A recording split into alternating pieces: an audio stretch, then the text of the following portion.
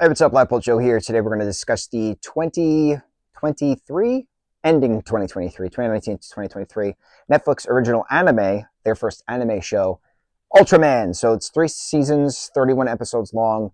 Second season is very short. It's only like 8 episodes, something like that, or 6, very short. But the other ones are a little lengthier. So this is based on the classic Japanese shows and movies and iterations Ultraman, which has been going on since I think the 60s. This is now the American-Japanese version, Japanese-American version, if you will. It's Japanese.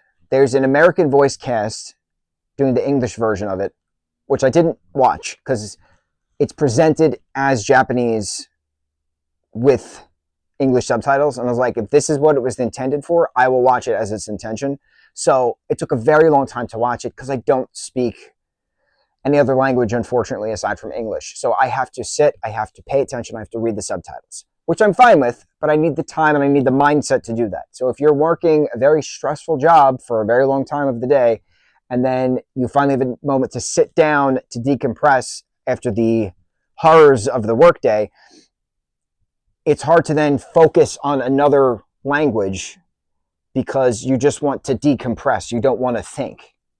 That's the problem I myself have personally with a stressful, hostile work environment, to then not have the opportunity to focus on Japanese and English subtitles because I have to pay attention. And when you're working a very stressful job, you don't get the moments to decompress after the fact. You need to reset. And the only way for me to reset is to watch something in English that I don't have to stare at subtitles for, something to that extent. I always watch things with subtitles anyway, but that's the best way to explain it. So it took me a very long time to watch this. Only from the sheer factor is that I have to read every single episode.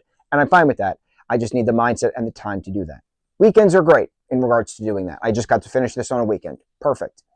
Moving forward on other non-English shows, I'm going to try my hardest to do them throughout the weekdays as well, but let's hope for betterments for stress-free environments. Now, Ultraman is this entity who is human, but he has this starlight energy, which is like this alien thing. So there's aliens on Earth, primarily taking place in Tokyo. That's pretty much where this takes place. And so how does the SSSP, which is this organization that's been helping with extraterrestrial aspects of space and Earth type of thing, how do we keep aliens on Earth disguised? How do they integrate into society? How do they, what happens when they then decide to come out of camouflage and cause chaos? Well, you have this Ultraman to defend, to fight the monster, basically. A lot of kaiju stuff throughout this as well, which is awesome. So Ultraman, this next iteration of Ultraman, Shinjiro, as they constantly yell at him. Shinjiro is the son of the current Ultraman. So then Shinjiro is becoming the next Ultraman. And what happens when his starlight energy starts to come about, right? It's revealed then that there's other Ultraman who are not born of this same type of starlight energy inside. And then they create this Ultraman group.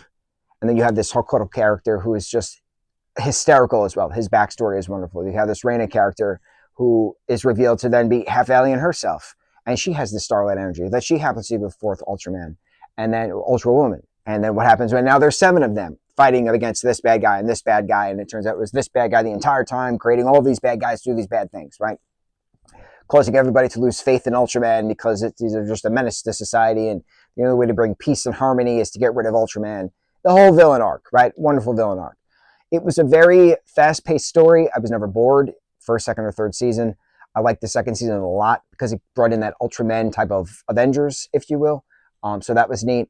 I love Shinjiro's character development, story arc. What happens when he can become the very best that he possibly can be. It's never technically revealed if was his grandparents aliens. Like, how did this starlight thing come about? It's never actually revealed on his front. He knows that it's from his dad that he gets this ability from.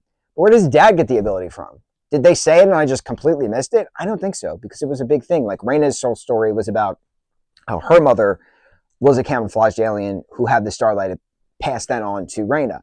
So, like, how did Shinjiro's father get it, if you will?